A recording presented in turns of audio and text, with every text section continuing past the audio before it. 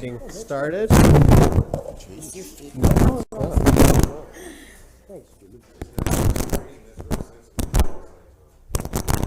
we can't move.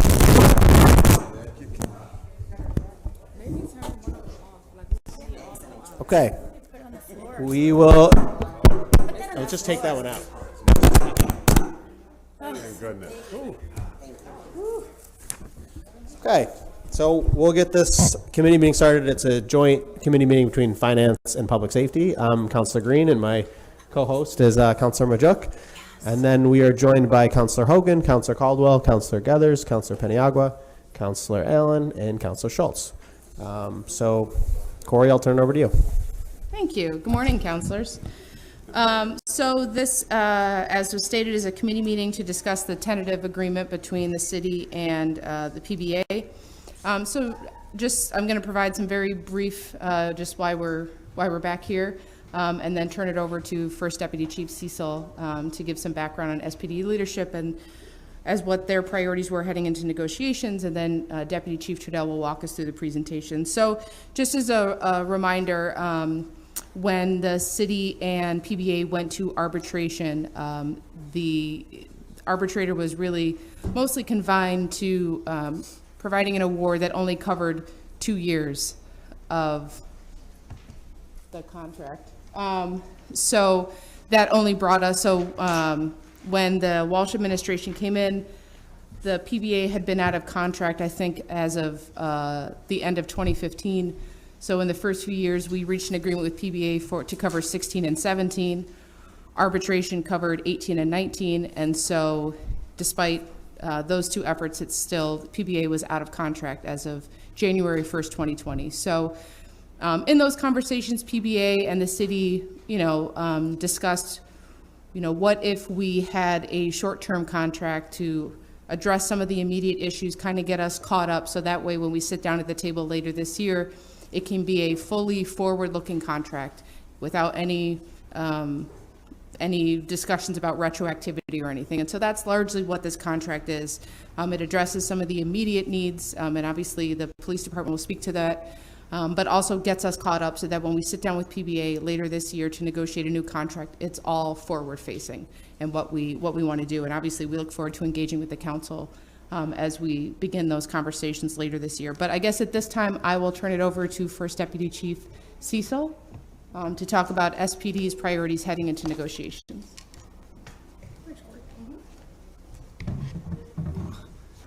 Morning, everyone, and thanks for your attention for this very important thing. We started this contract negotiation very similarly as we started the one previous to this, with a few goals in mind, and some major goals in mind.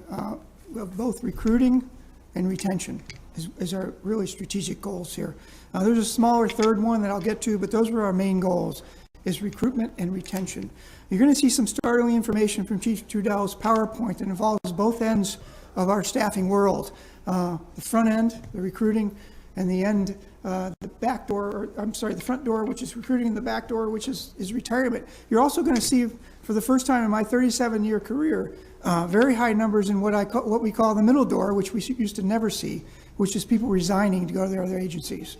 So our goals were very simply to recruit and retain the officers. We asked ourselves when we were going to these negotiations, how can we stem this exodus and be more attractive to the shrinking pool of candidates taking the exam? If I didn't mention the front door, fewer and fewer people are taking the exam to even become police officers. And that'll be startling information, and the numbers will be right on the screen so you can see them. Competition is the answer to it.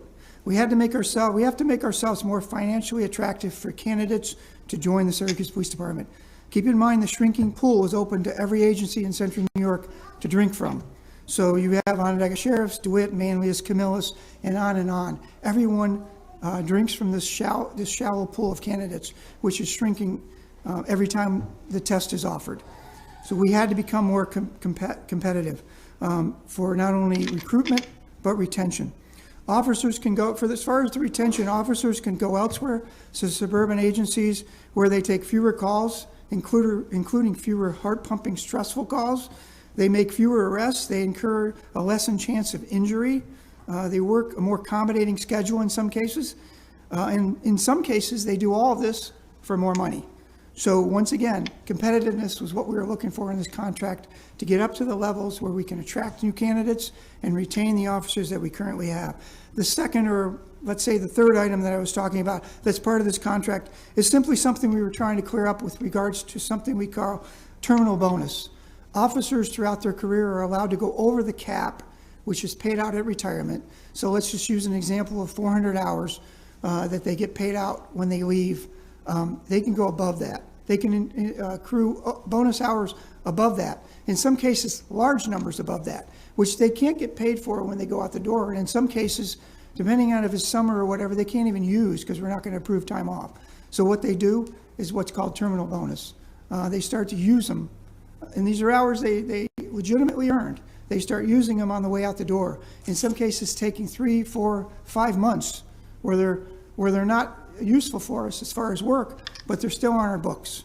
In some cases, some recent cases, these have been command level people, lieutenants, captains, who are unavailable to us for work, but we can't fill those vacancies with another captain who could work for us because they're still on the books in this terminal bonus. It's all legitimate. It's all been done for years. But what we're trying to do with this third item on this contract, apart from the recruitment and retention, was to clear up this bonus thing. And I know Corey's going to go more into that when she gets to the contract. But those were our 3 items. And again, it's really just 2 items. Competitiveness, I should just narrow down retention and recruitment to one thing, competitiveness. And then the second item was this bonus, terminal bonus that we were trying to clear up. And I think right now we're going to go into this PowerPoint where you're going to again see some of those numbers. Thank you.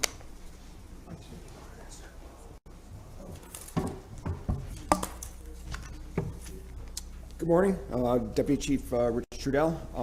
The purpose of my presentation is to really drill down on the priorities that the Deputy Chief just went over. To give you a highlight, as Corey mentioned, this contract's good from 20, 21, and 22, to give you a highlight of the work that the department has done over the last 2 years. And just as importantly, probably more importantly, is what the officers have done to accomplish that mission. And I think that's super important to state in this, is without their hard work, the mission of the police department just doesn't occur. So I wanted to let you know that. And then finally, really hone in on the retention and recruitment issue and provide some numbers with regards to what we're seeing in the front door and in the back door with folks leaving. So next slide, if you would, please. So this is, I mean, certainly we don't want to take up all of the day, but this is a highlight of what we have done within the police department, what we've encountered, and also what changes and improvements we've made from 2020 going forward. So starting off in March of 2020, COVID hit. Our officers truly were on the front lines of that pandemic. Working, taking calls, responding to the needs of the public, exposing themselves, and that is why you see COVID as the #1 killer of police officers during that time frame. So I think it's really important to acknowledge what they did for the city going through that COVID pandemic. Largely responsive to the vaccine or test policy from the mayor. We had 1 civilian choose to leave our ranks, but no police officers. And they were put in unique situations trying to enforce executive orders, both from the governor, in areas that they were unfamiliar with. All of us were really unfamiliar with on those medical executive orders. So that, we barely got that started when protests, the murder of George Floyd, really from May 30th, when we had our one night of insurrection and vandalism. From that point on, our officers assisted with protests all summer and even beyond. And the only complaint that our officers got during that time of assisting them in their peaceful protest to be safe was, "We need more of you. Why aren't you here on this particular protest?" So I really think we need to highlight, other than the one complaint that I'm aware of on May 30th when we had the riots and stuff, from that point on, no complaints, and really acted with utmost discretion and professionalism.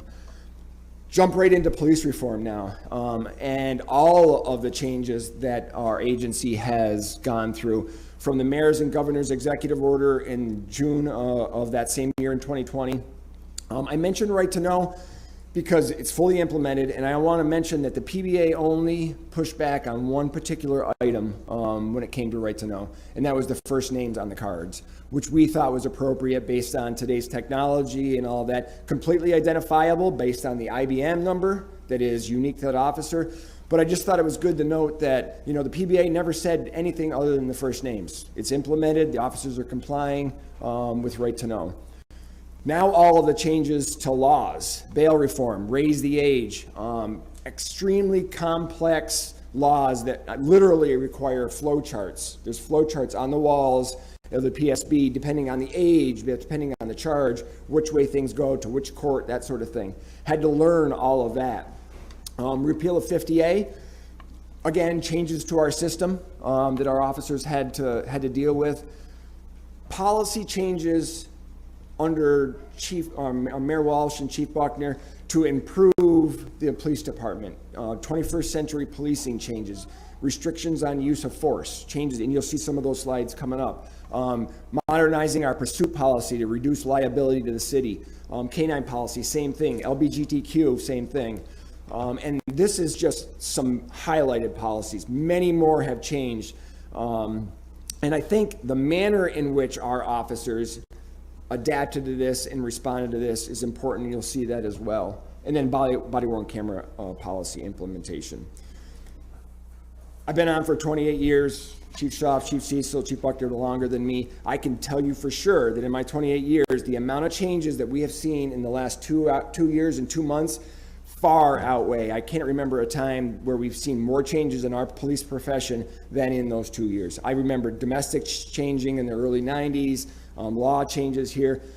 This is, I'm not going to say overwhelming because we've adapted to it, but certainly challenging. Chief, quick question on that. So Absolutely. Bail reform and raise the age, in my understanding, it impacts how people that are arrested get treated in the court system. But can you walk me through a little bit on, from the police department's day-to-day, how those policies impact what the officers are doing? So sure. So it's a complete change on how our officers respond to arrest. And I think the biggest thing that I would say from the officer perspective, if that's what you're asking, is the frustration with repeat calls for service to incidents when we could have solved them in the past by putting somebody in jail, right? It was a thing called the likelihood of reoccurrence. Now we are responding, our officers are responding to houses and addresses 2 and 3 times, 4 times in a day, and then multiple times throughout the course of weeks, because this policy, although needed in our justice system, really went a long ways to the left, maybe a little bit, in my opinion, and not giving us the tools and our officers the tools to solve problems on the street. So I think that's the biggest frustration, if that answers your question. So it sounds like it's more, less like a policy change in your day-to-day, but more like a morale issue from the officers that maybe are seeing the same people. I think it's the law change that has created that frustration to some degree, absolutely. And the times, obviously, it takes time. A guy has to report to the same address 4 times in a day. Yeah. The officers and the administration want to do good work. We want to solve city problems. We want to provide safe environments. And I think this, and you see the governors, and I want to get too far down the rabbit hole, but I know the governor's got some changes out. Those changes are quality changes in our ability to provide that quality of life to the city, in our opinion. So also you have complaints from community members as well, for those who call for 911 response for you guys to do things. And then because of the changes of bail reform and things like that, you guys are not able to perform like you're used to for those who are not educated on what bail reform is. There is a change in the service. And again, I don't want to get too far down. I want to answer your questions, but I think that's a whole breadth of discussion as well. But yes, you're absolutely right. But it's the frustration, Chief, is not only here in our city, it's around, right, with the bail reform? I would characterize it as that, but again, it's my voice in that as well, just my voice. So next slide, if you would, please. Calls for service. So the Chief Cecil mentioned that we take more calls than any other agency in the county. That's clear. And what this slide depicts is just that. The orange at the top of the Syracuse Police Department's calls for service, those are calls for service that our officers generate. Those are the ones where our officers are being proactive. They're conducting traffic stops. They're seeing people with warrants. So I want to stress that this is not just dispatch calls for us. Our officers are still being proactive. They're still trying to reduce crime in the city. And I'll highlight GVSD, patrol, investigations, the number of guns I see weekly. We all see this. It's on our Facebook page. Our officers are out there being proactive. And again, the complexity and seriousness and the amount of officers that it takes to handle calls in the city is clearly different than the other agencies. When you just look at the Part 1 violent crime and the number of homicides, robberies, that takes more effort to handle that type of call for service. Next slide, please. So now I'd like to quickly go into the manner in which our officers have responded to all of these changes and the administration under Mayor Walsh and Chief Buckner, the executive team's policy changes. So this one is the uses of force. So from 2018 to 2020, the number of times that an officer uses force. So you can clearly see from 2018, 19, and 20 a sharp decline. Those are apples to apples comparison. The same types of use of force are in those 3 years. Policy change comes along, which I mentioned in the first slide, comes along in late 2020, 2021, where we change the definition of reportable uses of force. And right now, a reportable use of force is anything but compliant handcuffing. So if I put my hands out and say, handcuff me, there's no use of force. Anything else at that point, and starting in late 2020 to 2021, requires a use of force report. That's why those numbers go up, because we expanded the breadth of which an officer and a supervisor has to investigate a use of force. So if I just merely have to bring your arms behind your back, or I have to guide you to the ground, any of that is a reportable use of force.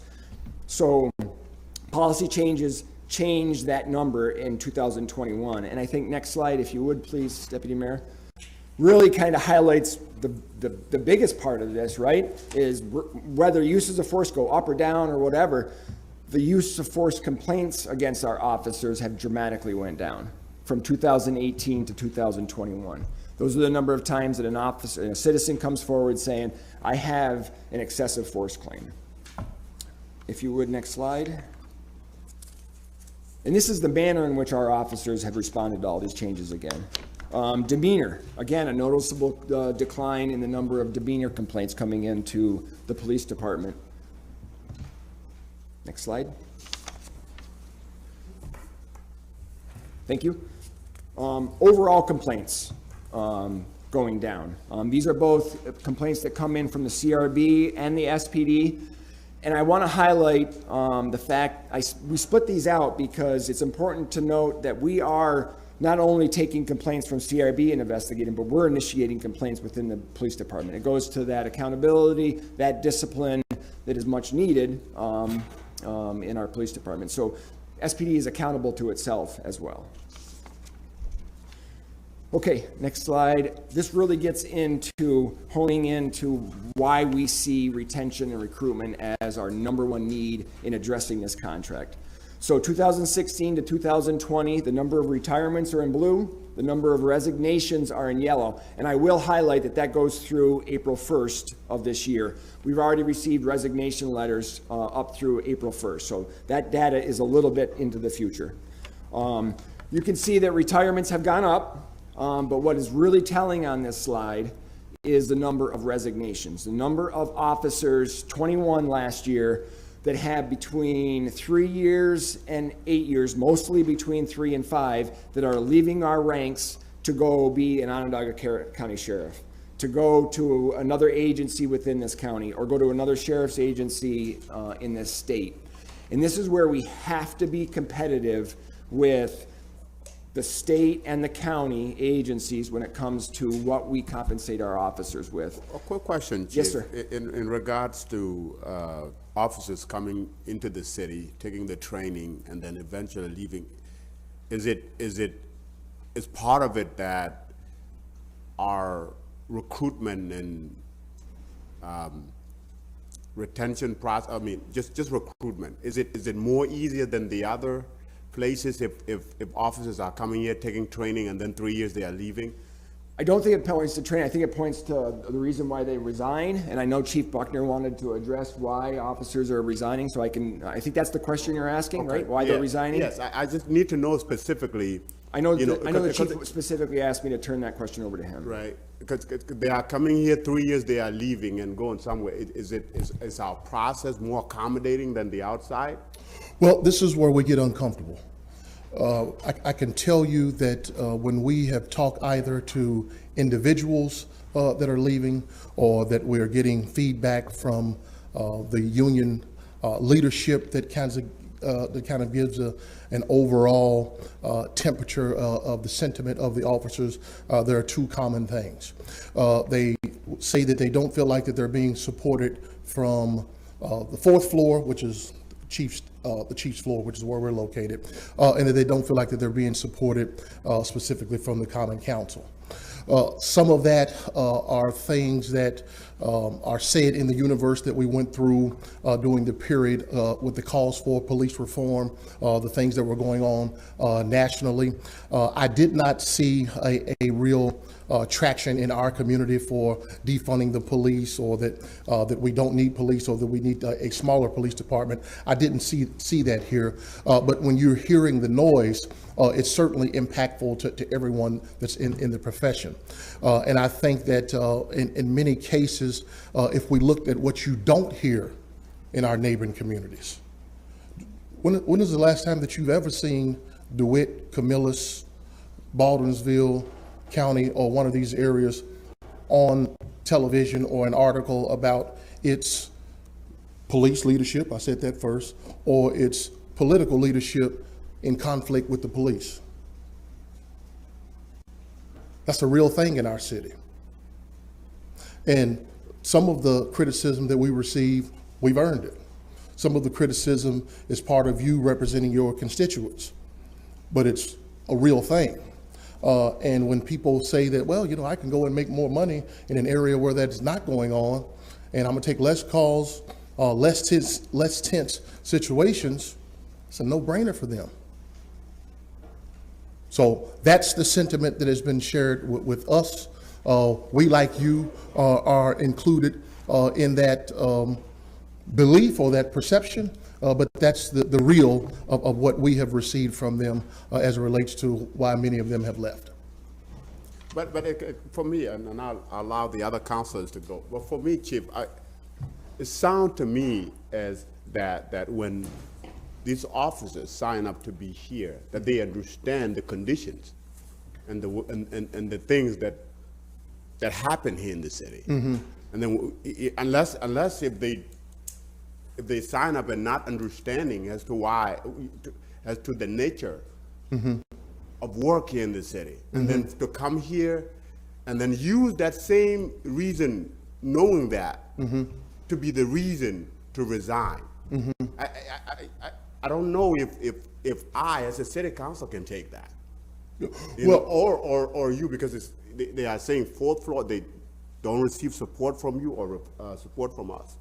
Councilmember Joke, your frustration I share.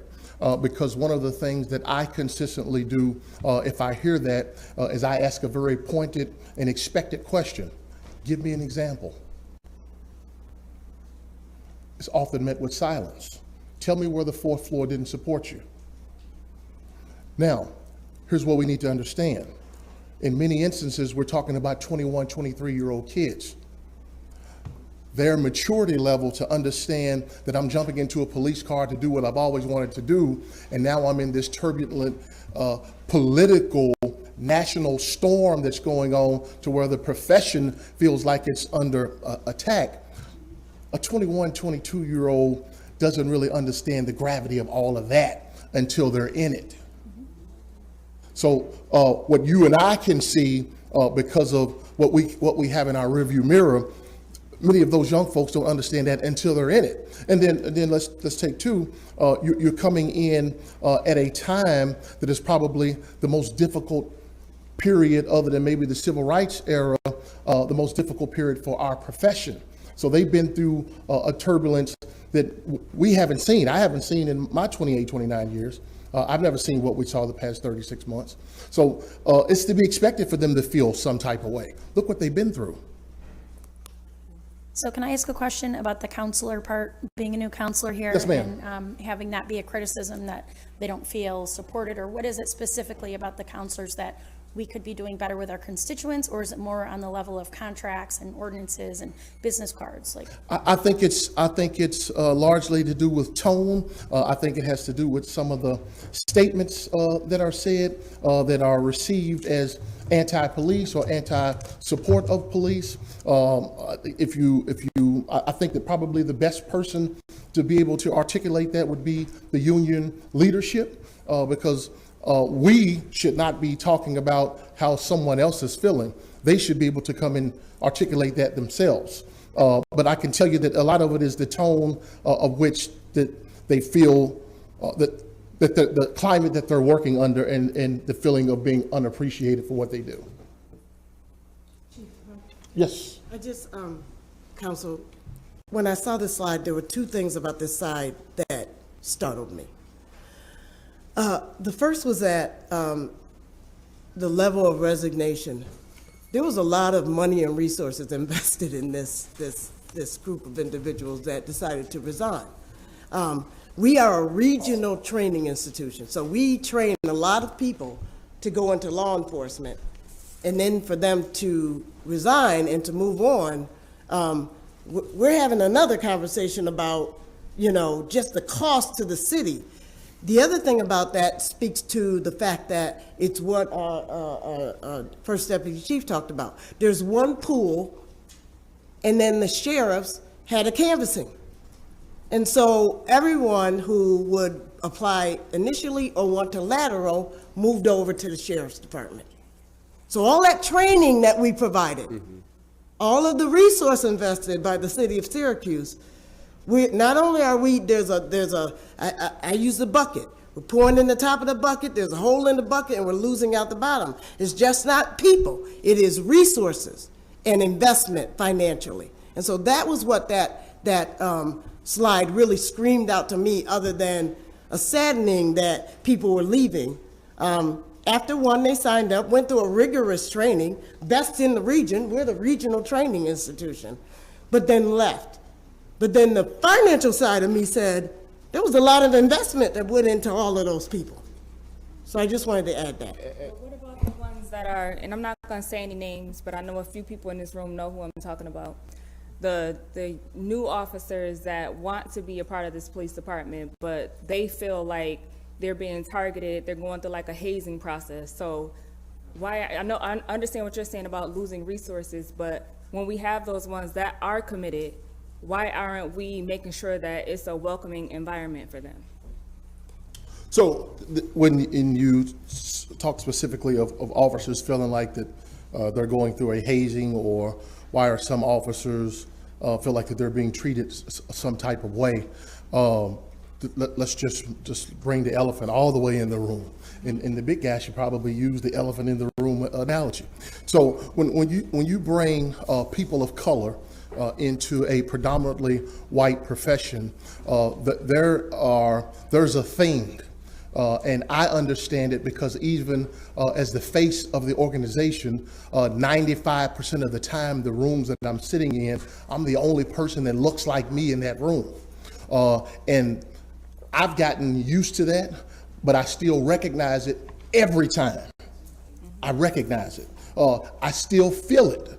I've never felt like I didn't belong in that room, and I've never felt like that someone didn't want me in that room, but I feel something. I can tell you that our African-American officers that come on, I've seen no complaints from a broad standpoint for what our current climate is, other than the incident where we have a young man who's made some allegations. When I speak to Black Police Officers Association president and leadership, in many instances, they are crying out to make sure that the playing field is level, that access to opportunity is equal. I think that we do that.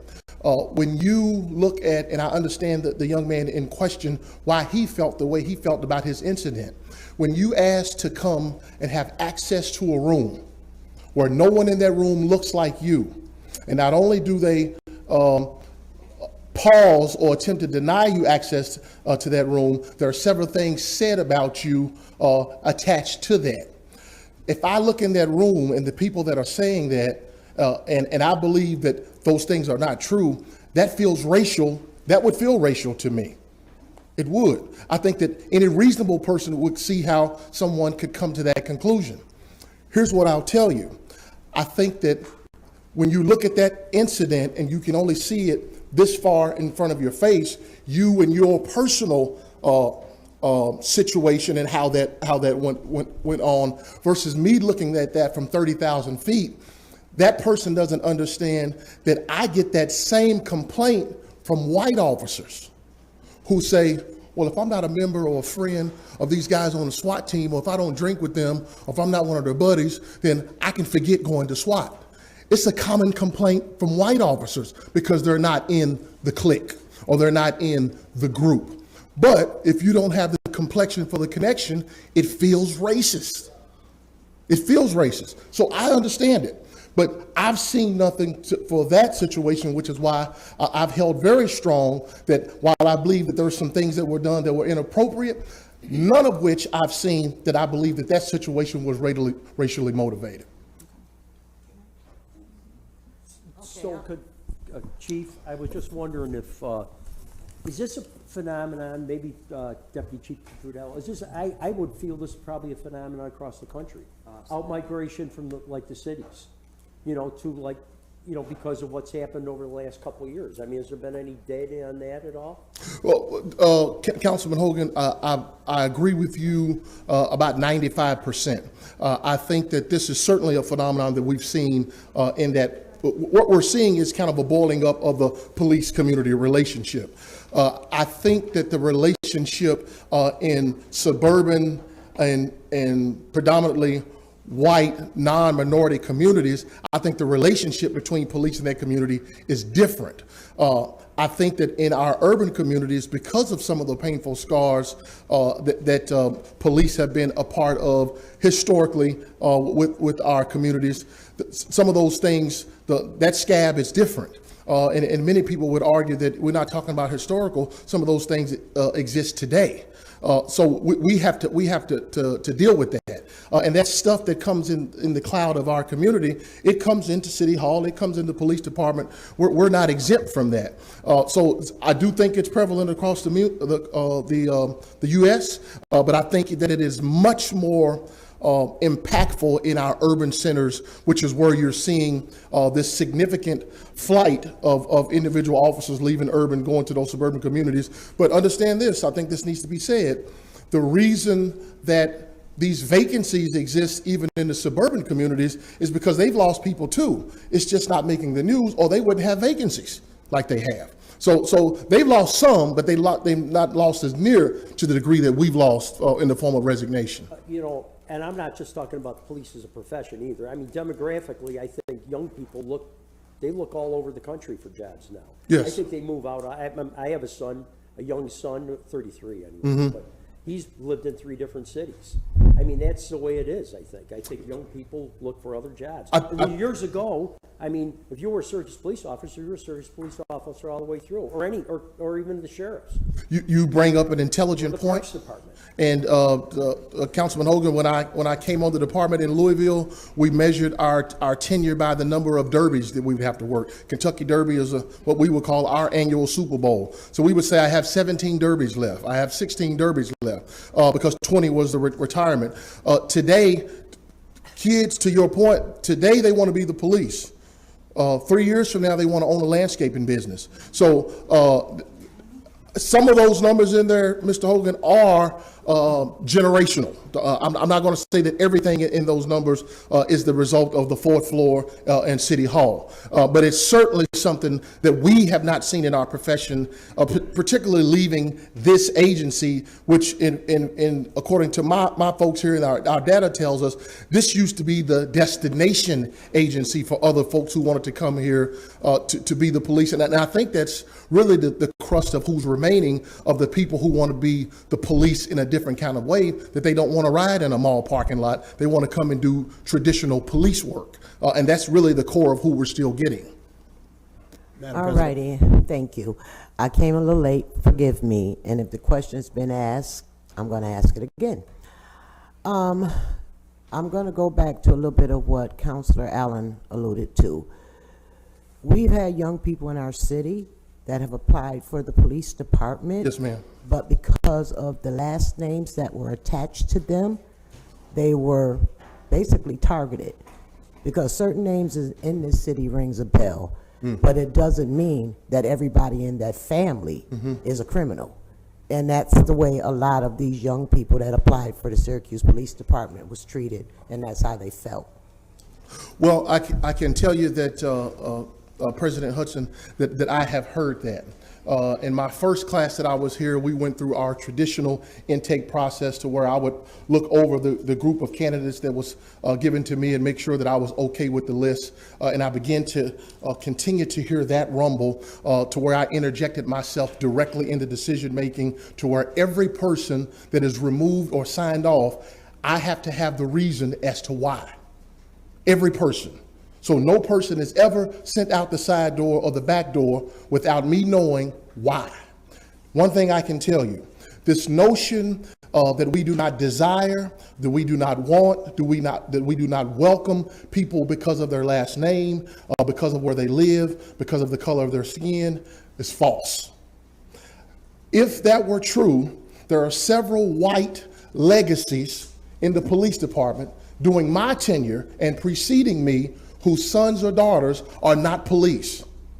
If we were handing out the secret handshake to where you are the son of this Irish so-and-so or this Italian so-and-so, then there are several legacies that fit that physical description that we said, you can't work here. Now, I've heard it, but I can tell you during my 3 and approaching half years, I'm not seeing that. What I am seeing are good people who have made, in some instances, unforgivable mistakes, which is the common denominator of why we lose a lot of our people of color, which is why this gentleman is the heading of our cadet program to get our arms around these kids before they begin to make decisions that haunt them for the rest of their lives. When we say that you can't be the police, in many instances, state law, because of some of these things that they've self-admitted to or that they've been charged with at some point, forbids us from taking that individual. We want to get to them before they make those mistakes, but I can tell you any black or brown, white, Italian, Irish person that has been signed off since I've been here, I am confident walking into court, being deposed anywhere to tell you why we said no. I'm 100% comfortable.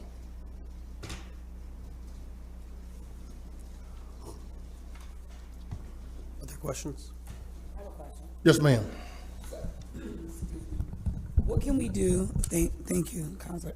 What can we do to, I know a program that Jimmy Oliver is doing is an amazing program. But what can we do to get the information out to our young people about when they do get in trouble, right? Because things happen, right? Especially when you're young.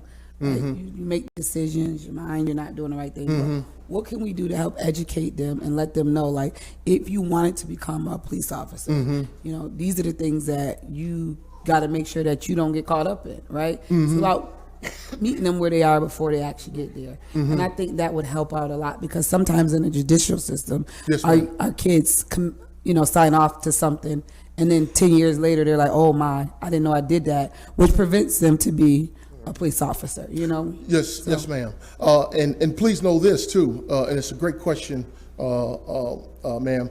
The people that we take and that have been taken, including yours truly, didn't walk into the profession with a crystal clear, perfectly clean background, never done anything in my life.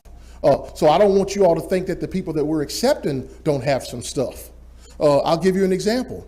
At one point, we had Adderall as a drug that if you had used it illegally, you were forbidden for 5 years. And then we noticed that the majority of our college kids, they're popping Adderall like Skittles. So much so that we said, okay, what can we do to modify this? Maybe that's too strict. Where it's legal to smoke weed, maybe Adderall is not as bad as we think it is. We moved that to 3 years. Please know, we're in that back room thinking of 1,000 ways, how can we make this process fair without compromising the integrity of the person in our profession and what you expect of a police officer. We bend a lot. There are some people that I've probably given a chance that you would ask me, well, why would you give this? Because we've looked at them in totality of circumstances, the incident, time and distance from it, and then the person that they are today. We give a lot of people an opportunity, but there are just some things that we cannot do that. To your point, Ms. Caldwell, I think that we have to get to them earlier. For example, we are asked, and Deputy Mayor Owens will tell you this, our elementary and middle schools are begging for school resource officers. We're only in the high schools. I wish we could be at a younger age, because if you look at some of the behavior that we're seeing, a lot of the most disturbing stuff is coming out of our middle schools. So we have to get to the kids younger, which is why Jimmy's program is targeting that 6 to 13 age range. But I also think that the pillars of our society have to step up, and that is the church, the education system, and then I think the families. The things that go on in the four corners of that house, many of the things that we do each and every day are to try to cover for that deficit. And until we can make some of these families stronger, I think we will continue to see some of the outputs that we're seeing. Councilors, if I may, I got just 3 questions for you, Chief. Yes, sir. Pertaining to conversation that we had prior to the last 2 questions that were asked. So when we talk about retainage of officers here in the department, right? We all have jobs. We all know, when we're working, if there's a job opportunity where we can make more money, you might take the jump, correct? So with the Sheriff's Department, they just got a new contract. You know what I mean? Where they got an increase in pay. The base pay is very competitive with many other departments here in the city. What is the city's base pay? Base pay is 47, I think. 47 or 40. Corey, when I need her. What's our base pay, Corey? 47? It's right here, Chief. I got your back here. Councilmember Joe. Well, this is just a surgeon, though. Surgeons. Yeah, that's the supervisor, though. Yeah. So the base. We pay, can get you that, sir. Okay, but the base. But to answer your question, we're being caught up, is what we're asking for in this contract. Gotcha. Yes, sir. And then you have other, like I believe the Sheriff's Department's at 89,000 or something like that. I think that's what the contract is for the base pay after 5 years.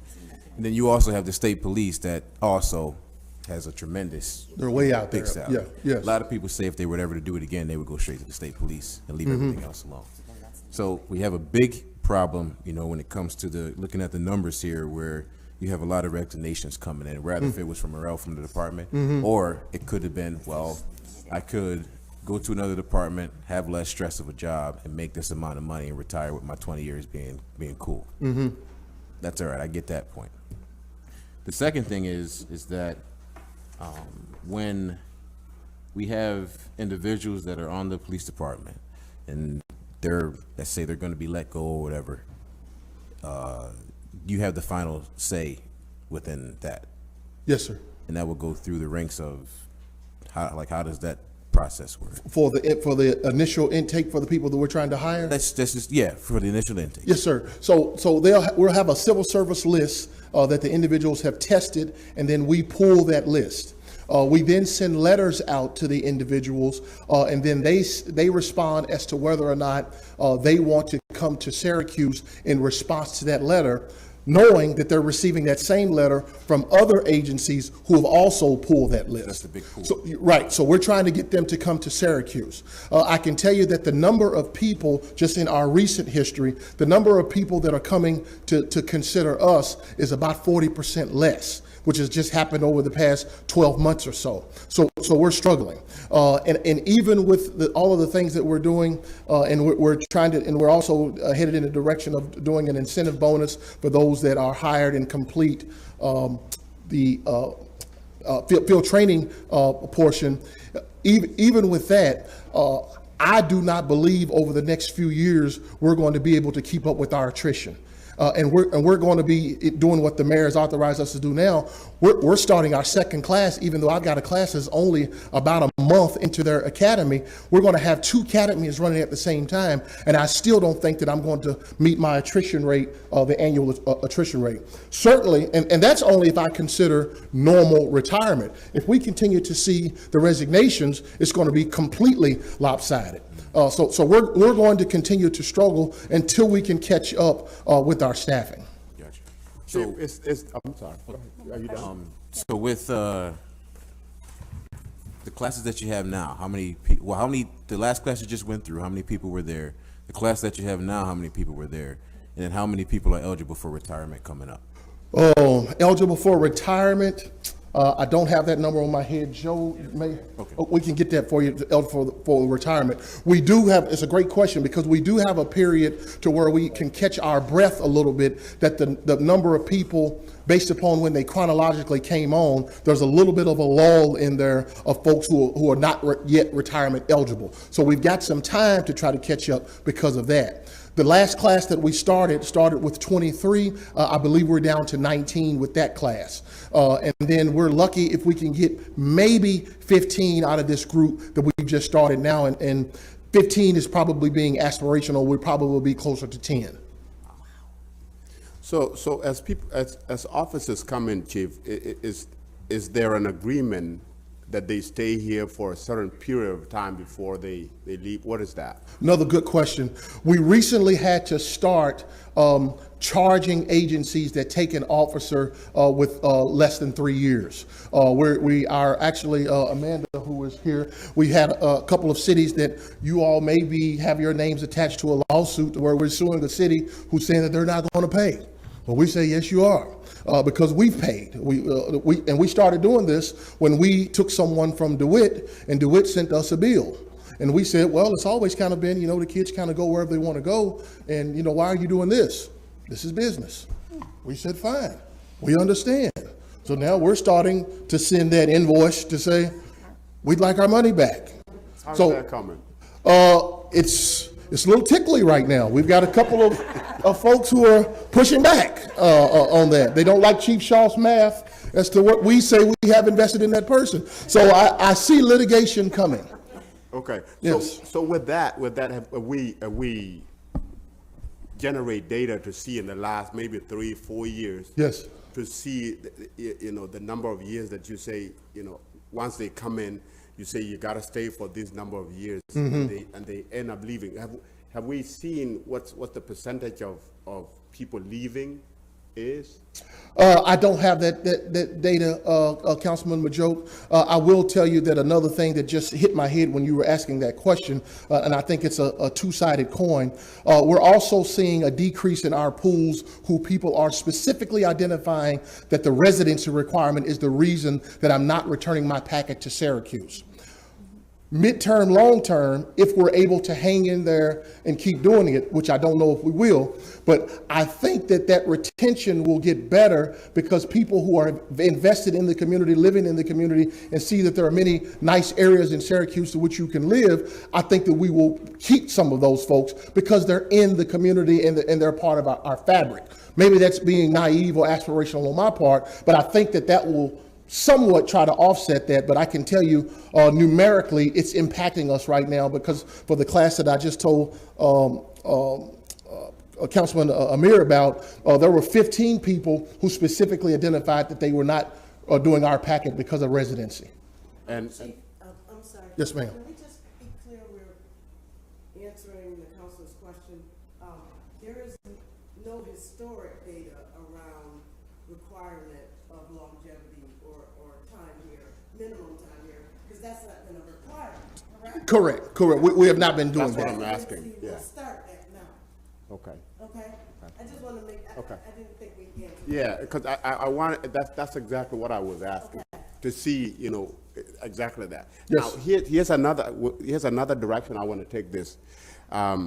You know, based on the exit interviews that you have done with officers resigning, one of them in which that they say that fourth floor, which is you, did not give enough support to Well, them. yes, Second sir. to it, as the body here did not, you know, they didn't see that they were getting supported. Now, when the protest happened last year, and there were inquiries to this body that somehow that the police get defunded.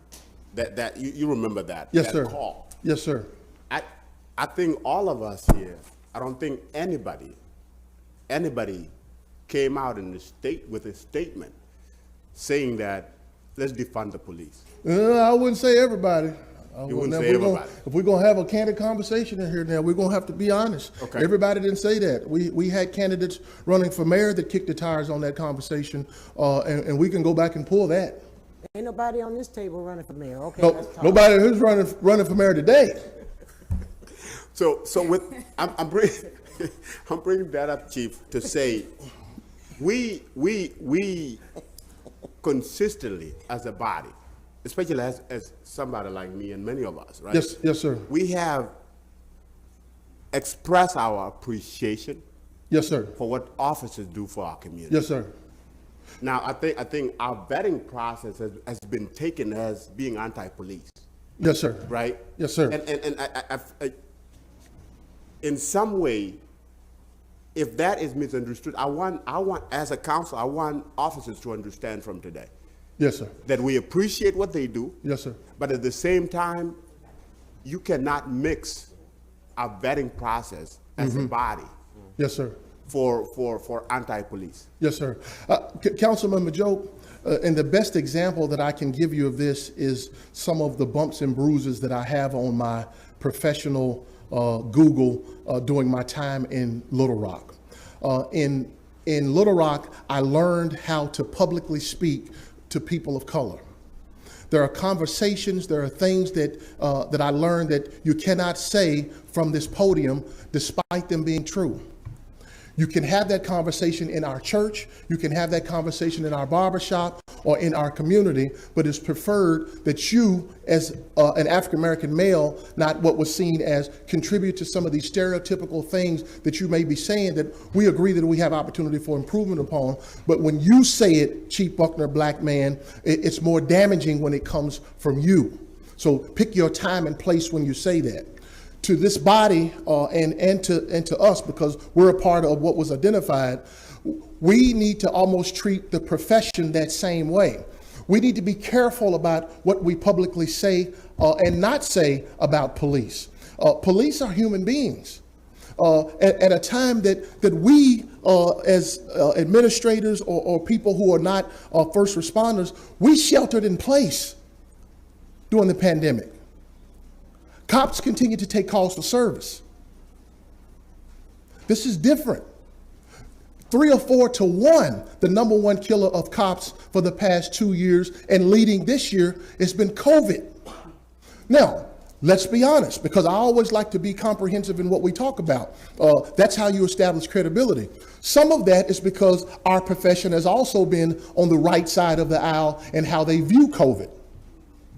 Let's just be honest about that. Now, but I think that we need to be very careful in how we mention the profession in our police department, intentional behavior about making sure that they know and understand that we recognize that your job is difficult. We appreciate the work that you're doing, and we know that you have a very, very difficult job.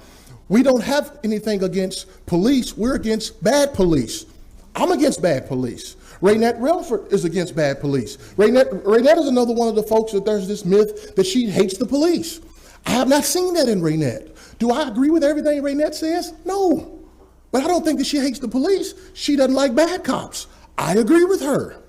But we need to be clear about what we're saying, who we're saying it to, so that the 95% of cops who I think need to also do their job in calling out the 5% who is getting of this heat or this broad brushing, we need to do a better job behind the wall of taking accountability for them. So there's a lot of work for everyone to do in this conversation. So I think we need to take this back from a philosophical policing discussion and go to what's in front of us, which is the terms of this specific contract. Agreed, sir. And I just want to ask Trudell a question. Do you see why I said I'll take that question? But one quickie before you do. Chief, how many people have we billed out for? You said you billed out for officers. How many have we billed for? Oh, maybe about 5 years, because some of them exceeded the 3 years, ma'am. So about 5 or so that we're asking to be paid for.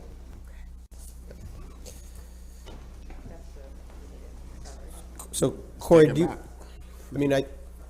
So I think that's a good segue into the terms. Yeah, Is that what you're perfect. getting at? Perfect. Sounds good.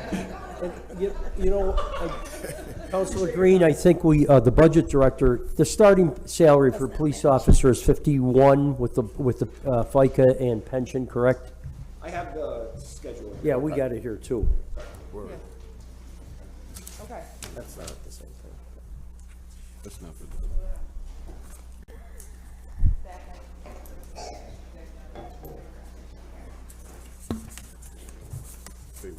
Okay, so just a quick overview of the contract itself. So the contract term, as I mentioned, is 3 years.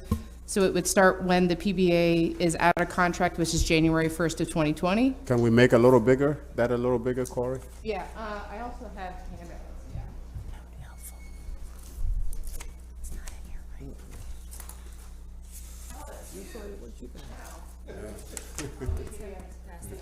That's the sheet? Tim printed that out. That's not that sheet. But,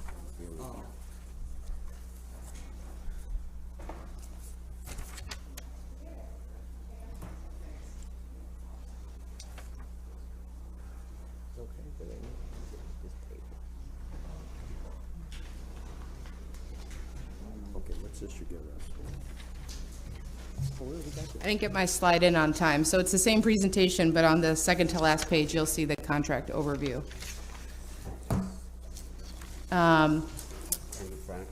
So the contract term is 3 years, so that starts when PBA is out of contract, which is January 1st of 2020, and then carries us through the end of the calendar year. So this also allows us time to sit down with PBA while they're still under contract, and, you know, hopefully reach an agreement so that retroactivity is not an issue going forward. The salary wage increases would be 3% each year, but as you'll see, PBA has agreed to not receive retroactive pay for the first 6 months of 2020. So retroactive would begin July 1st of 2020. In our efforts to reduce attrition, there would be, after 1 year of service, officers would receive a $1,000 payment. After 10 years of service, officers would receive a $1,500 payment, which is a $500 increase over what they receive right now. But the longevity payments that were established in the arbitration award for 15 years or more of service remain the same. What's that dollar amount? So it is, the longevity payments For how many years? for, at 20, yeah. I need And then at 10,000. 6, yeah, I think it's 2,500 at year 16, and then at year 21, once you start your 21st year, it's $10,000. What's the strategy at the 1 year? Why not make it 3 years? So, well, the strategy of providing the $1,000 payment at 1 year. I mean, we're talking about like people leaving, they That's- can leave 3 years, after 3 years they can leave. 3 years before, we can go after them, correct? They can leave at any point after they're done with probation. So the strategy behind the longevity was to add money in for those younger officers to incentivize them staying. So the last contract took care of the officers that are leaving us at 20, right? To add that 10,000, and we have seen a dramatic reduction in the number of retirements. The strategy behind the longevity change at year 1 and the bump at the next stage was to keep those younger officers here. That was the strategy behind it. So for 20 years, Chief, that's $10,000. What is that for DeWitt and other towns? Longevity. So, Go ahead. so there's, contracts are so different across the board. There are some agencies that are close in longevity to that, but they give a better schedule, right? There are some agencies that don't have longevity at all, but they provide incentives. So I would say, to answer your question strictly on longevity, I would say the $10,000 bump at year 20 for us is higher than any agency that I've seen in Onondaga County. But I don't want to just leave it at the fact that that's the case with that. There are advantages in contracts across the board and disadvantages, so you really got to look at the whole sum of it. Yeah, apart from this, Council, I would really love to sit down, especially with the public safety, and really look at our city in comparison to other areas, like break it down. Because I think we've been talking in abstract as to these agencies are doing better than us. Salary-wise, they might, but benefit-wise, we might be over here. And I think for us to just make us comfortable, I think that there's a need for that conversation. Sure, and to start that conversation, I did send to the folks that we met with from the council a comparison of the salaries across Rochester, Buffalo, and agencies that I could get here. That's available. I sent that out. I can certainly send it again, but it will give you a starting point with that. But that is something, especially in the last negotiation with PBA, that we raised, where it was, you know, they make more, sure, but they also pay more in health insurance. So if you want to increase your healthcare contributions, you know, and so you're right, there are, you know, all different types of incentives, and all the contracts vary across the board, but we do take that into account, and we can start with Chief Trudell has gathered a really comprehensive look at it and see what's remaining that we might want to look at, because, you know, Margaret in HR has spent a lot of time looking at public safety contracts too, especially as part of the last negotiation. So bonus time, which First Deputy Chief Cecil touched on. So bonus time, you know, there is the issue of the terminal leave, where folks are, you know, still on the books, using time that they have on their books, but, you know, we aren't able to fill that position because they're, you know, paying out or using the time that's remaining. So the way that we did this now, and it was really a priority for the SPD leadership, as First Deputy Chief Cecil mentioned, is that any member who currently has bonus time in excess of their cap, and the caps vary by when you joined the department, so it's not one cap across the board, but if you are in excess of your cap, you're going to freeze there, and so you're not going to earn any more bonus time above what you're already at. But as you earn bonus time going forward, you'll be paid out for it now, so that it won't be banked for future paid time off.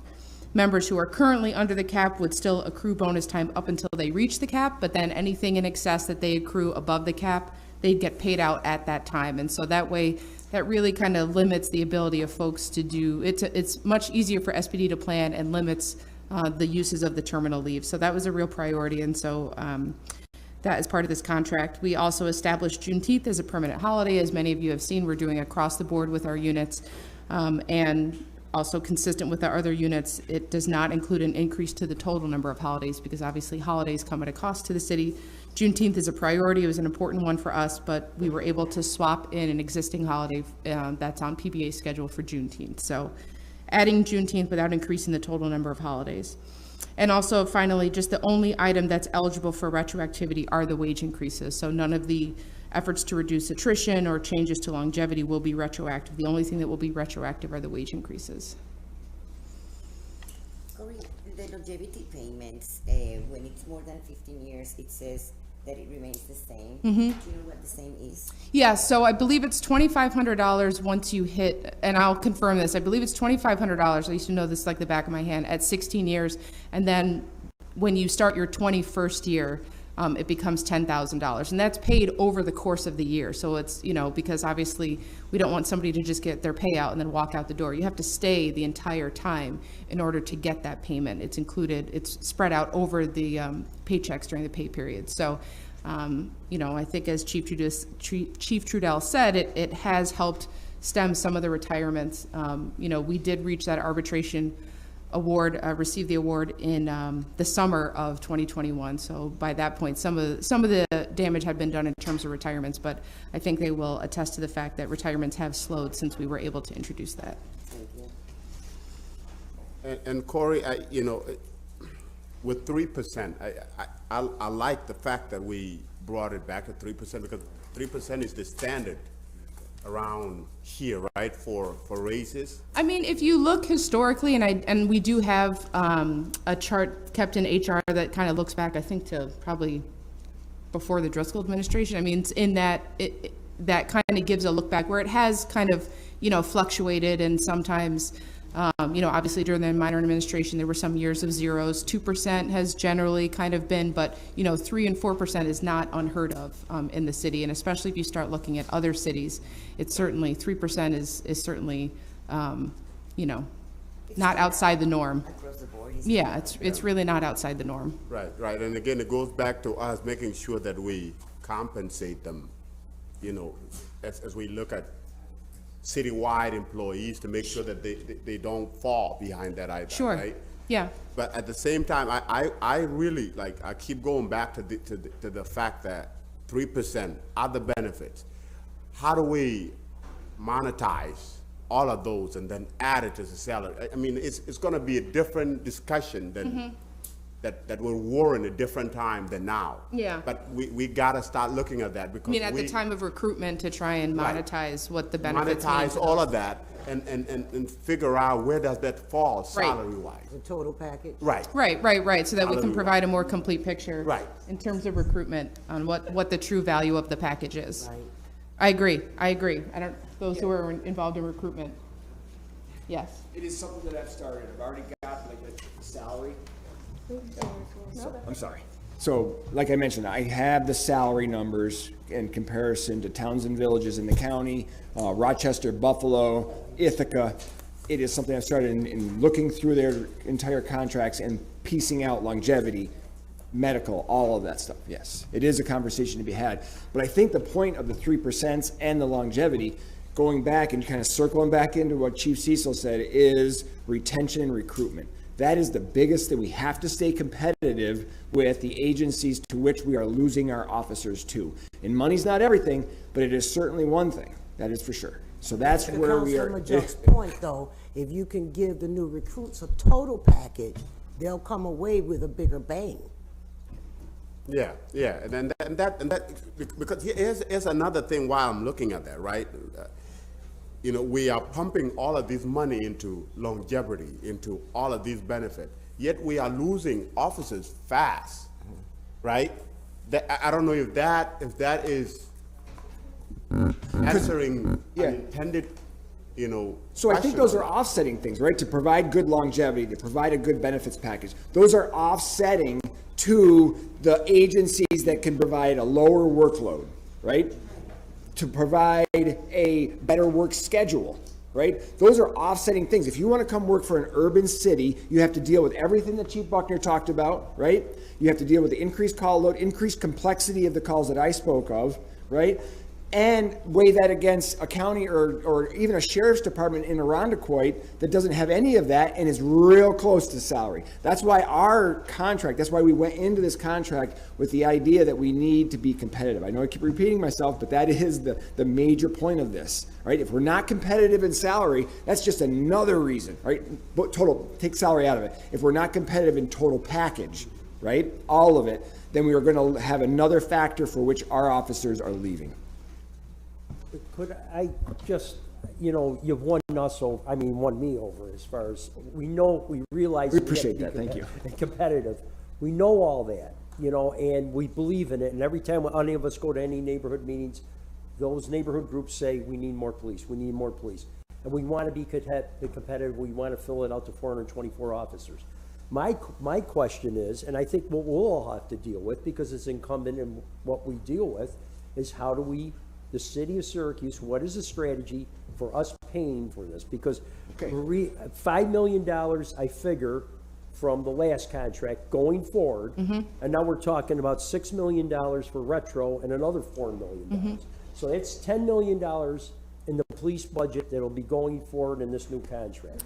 And so what's the administration's plan to pay for this? And next, I'd like to bring to the mic Director Timothy Rudd. Come on, Rod.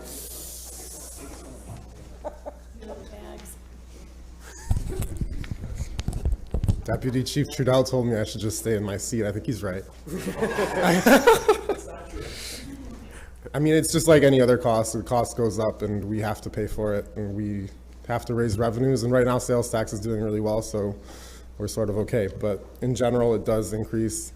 We're giving 3s for 3 years, so that's a 9-point-something% increase in the cost right off the bat. So it's across the board, and we have incentive payments that go up a little bit, longevity also, so the compensation package. So Tim, we're talking about 20% basically from 2 years ago, 3 years ago for the police department? Well, I mean, it gets hard to put it together because we're adjusting multiple years at a time. So if you were to look back at last year's budget, it's sort of artificially low because we essentially borrowed from the PBA and we're just paying them back now. So like the previous year's budgets are sort of understated. They really should have been higher. Because next year next month we'll be going into the budgets and we'll have to make a decision on how we're gonna raise the revenue and all that. I mean, ARPA's given us a chance, ARPA's given us a break, but in reality, at some point, and the deputy chief mentioned Irondequoit, I imagine Irondequoit doesn't have 56% of their total assessed value is tax exempt, so we're gonna have a little. You're going to have to sharpen your pencil, I think, Director Rudd. Maybe that resolution to increase the state aim doesn't fall on deaf ears, Hogan, hopefully. Well, I would hope you would bring that up because our state legislatures who haven't raised or haven't advocated to raise state aim in 13 years maybe should start advocating for some of us cities. I think it's time we be more vocal about that consistently. I am sure I'm going to agree, but I'd also like to bring us back to the contract. Do we have other questions on the contract? Yes, Corey, bonus time, right? And the bonus time and I know across police departments there is such a thing as bonus time, right? And the intention of bonus time is what? It's accrued over a time. So I'll have reserve the right to call up the police to help me out here. But it's my understanding that when an officer works overtime, they can elect to either get paid in overtime or they can take bonus time, and then they bank that bonus time that they can use at a later date. So and there are a number of reasons why you might choose to do that, but that's most of the time that bonus time. Most of that is what accounts for bonus time, but also historically, bonus time has been given out for other reasons, at the discretion of management, which I think, as Chief Buckner and his leadership team at SPD have taken a closer look at bonus time, I think there are degrees to which they can eliminate that type of bonus time that's awarded as a thank you or a job well done or anything like that, because we're seeing the outsized impact that has. It's well intentioned certainly, but as the numbers of officers has gone down significantly, having these folks that the SPD is carrying who are using this terminal leave, who are still on the books, that we can't necessarily fill their position because they're still on the books, is just causing more of an issue. So that's, I hope I did an okay job explaining. So this is in addition to the sick time and all? Yes, it's separate from sick time. Sick time or vacation or anything like that. It's something that I believe is unique to SPD. Okay. And contractual, so. Okay. Other questions? Okay, thank you very much. We're good? Appreciate it. All right, thank you so much, counselors.